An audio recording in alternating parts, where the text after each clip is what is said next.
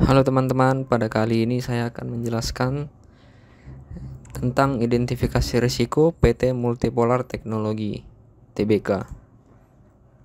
Di sini saya berdua dengan saya sendiri, Sandi Ridho Ilahi, dan teman saya Renaldi Dwi Kurniawan. Yang pertama yaitu plan dan organize the process. Mengawali era operasional perbankan yang lebih efisien dan efektif melalui sistem perbankan demi otomatis, salah satu mitra bisnis IBM pertama yang memperkenalkan sistem mission critical perbankan serta terintegrasi memperkenalkan sistem otomatis perbankan terintegrasi penuh yang mampu mengendalikan dan mengurangi risiko, dan mulai menyediakan sistem transaksi tunai otomatis perbankan di awal era channel elektronik. Yang kedua yaitu kategori sistem komponen. Mendukung telekomunikasi melalui implementasi Cisco IP telepon pertama yang menghubungkan beberapa kantor melalui jaringan IP, dan mengidentifikasi pentingnya pengalaman nasabah dengan mengembangkan solusi internet banking, web teller, mobile banking, dan memperkenalkan platform e-channel pertama yang terintegrasi menyeluruh dengan core banking. Yang selanjutnya yaitu ada inventory dan kategori aset. Perusahaan terkemuka di sektor finansial, telekomunikasi, publik, rumah sakit, pendidikan, migas, retail, dan manufaktur. PT Multipolar Teknologi menerapkan pendekatan yang proaktif, sejalan dengan tren teknologi dan kebutuhan pasar, menjadikan kami sebagai mitra yang tepat dalam pengembangan dan transformasi bisnis yang berbasis teknologi. Multipolar Teknologi telah menjadi mitra kunci untuk sejumlah prinsipal IT terkenal di dunia yang meliputi Cisco, Dell, F5, Google, SPA, IBM, Lenovo, Microsoft, dan lain-lain. Lalu selanjutnya yaitu classify dan prioritas aset. Optimalkan perangkat mobile untuk yang pertama itu e-channel, yaitu memastikan pelanggan menerima informasi dan layanan terstandarisasi yang konsisten dengan biaya yang efisien, nyaman, dan fleksibel. Contohnya itu corporate internet banking solution, retail internet banking solution, dan lain-lain. Yang kedua ada mobility, itu mengoptimalkan perangkat mobile untuk memaksimalkan efisiensi dalam pengumpulan data, akses aplikasi, tinjauan laporan, dan kolaborasi. Contohnya mobile platform, branchless banking, e-money. Ketiga ada communication system dan kolaborasi, itu mendistribusikan informasi dan membangun relasi dengan lebih produktif dan efisien di seluruh organisasi termasuk mitra dan pelanggannya.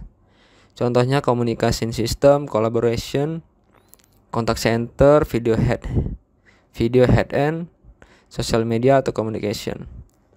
Lalu selanjutnya ada identify dan prioritas threat. Security Operation Center menyediakan akses ke tim ahli cybersecurity dengan kerangka respon insiden terpadu dan terproteksi keamanan 24x7x365 hari yang mampu mendeteksi, mengidentifikasi, mencegah, dan melindungi bisnis dari ancaman keamanan.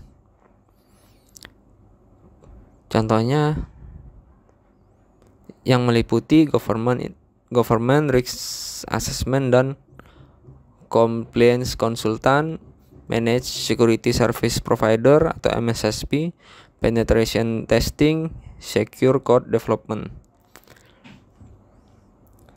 Lalu selanjutnya ada specify asset vulnerabilities.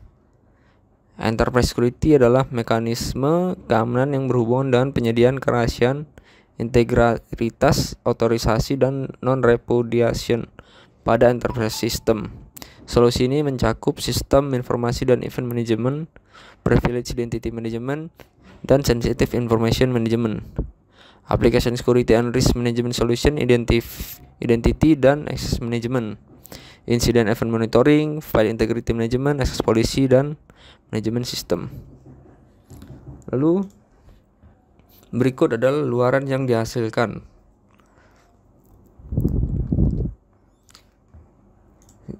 Yang bisa dilihat pada gambar berikut ini. Lalu ada identifikasi ancaman dan prioritasnya.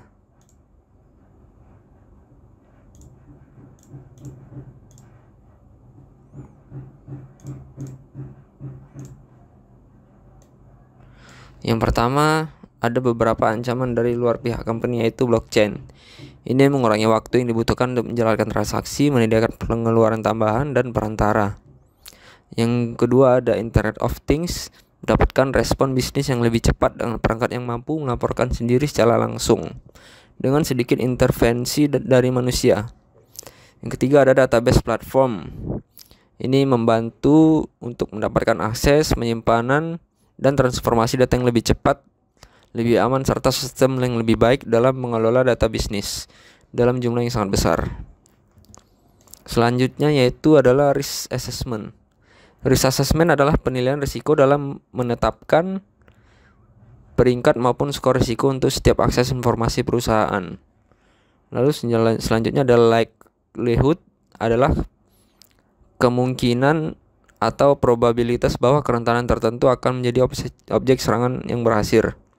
Dalam penilaian risiko, Anda dapat menetapkan nilai risiko dengan menggunakan nilai numerik untuk menilai kemungkinan. Dalam presentasi nilai numerik, menetapkan angka 0,1 sebagai nilai terendah dan 1,0 sebagai nilai tertinggi.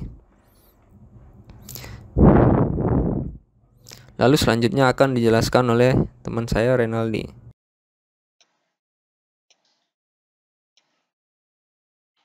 Perkenalkan, nama saya Renaldi Dwi Kurniawan dari kelas 2A Malam dari Prodi Rekayasa Keamanan Cyber. Baiklah, di sini saya akan menjelaskan apa itu risk determination. Risk determination merupakan suatu penilaian untuk menilai seberapa besar risiko relatif atau sama dengan kemungkinan waktu terjadinya kerentanan maupun dampak risiko yang sudah dikendalikan oleh attacker. Risk determination dibagi menjadi dua aset. Yang pertama, aset informasi A dengan penilaian nilai 50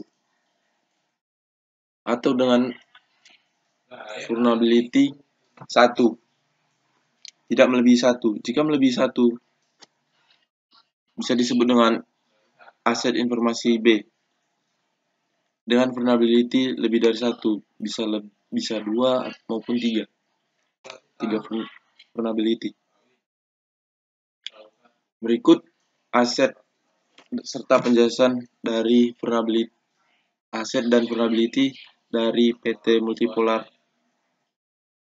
Teknologi. Yang pertama, berupa yaitu aset Computer and Information Technology dengan value aset 60. Terdapat 3 vulnerability. Yang pertama yaitu data loss, kedua cyber attack, 3 human error. Dengan angka vulnerability likelihood 0,5. Yang kedua yaitu aset customer data information dengan nilai aset relative value 95. Terdapat 2 vulnerability kerentanan yaitu device damage and human error dengan nilai vulnerability likelihood 1,0. Kemudian 3 aset yang ketiga yaitu berupa types of customer transaction dengan nilai impact asset relative value sebesar 70 dengan satu vulnerability kerentanan yaitu theft of data. Yang keempat, aset yaitu password OTP code atau OTP kode OTP dengan nilai aset 50. Terdapat satu vulnerability yaitu kepercayaan. Yang kelima ataupun yang terakhir aset company income atau pemasukan perusahaan dengan memiliki aspek aset value sebesar 80. Berikut penjelasan dengan cara penilaian asset determination. Mengapa di sini berupa aset B? Karena memiliki 3 vulnerability.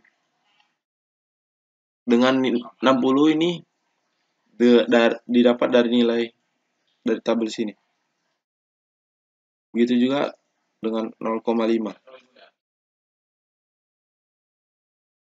Mengapa di sini 20%? Karena di sini merupakan aset yang kedua ataupun aset B dengan vulnerability lebih dari 1, bisa 2 maupun 3.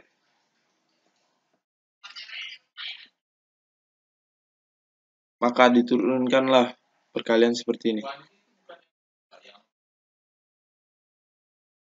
Mengapa di sini 0,1? Dikarenakan di sini 10%. 10 dibagi 100. Bagaimana dengan aset A yang memiliki dengan vulnerability 1? Sama seperti halnya dengan aset B atau vulnerability lebih dari 1. Cuma yang berbeda dari angka persentase ini. Berubah menjadi 10%. Adapun beberapa contoh usaha untuk mengurangi risiko dalam menjaga berbagai hal macam kerentanan sebagai berikut. Yang pertama, dengan usaha blockchain. Blockchain ialah mekanisme basis data lanjutan yang memungkinkan berbagi informasi secara transparan dalam jaringan bisnis. Dalam basis data, blockchain menyimpan data dalam bentuk blok yang dihubungkan bersama dalam sebuah rantai. Dalam kasus ini, sangat rentan dan saling berhubungan satu sama lain. Yang kedua, Internet of Things atau IoT.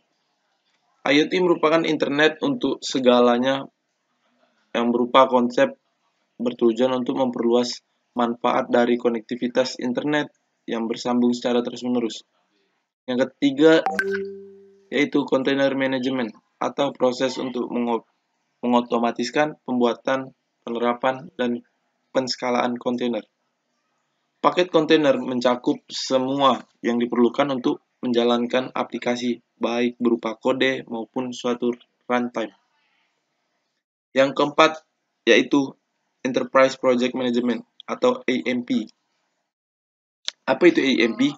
AMP mengacu pada praktik mengelola proyek dalam skala perusahaan. Umumnya melibatkan penerapan strategi dan proses untuk merampingkan serta meningkatkan efektivitas manajemen proyek dalam skala besar. Dan yang terakhir, usaha dalam menghilangkan kerentanan, yaitu Enterprise Resource Planning.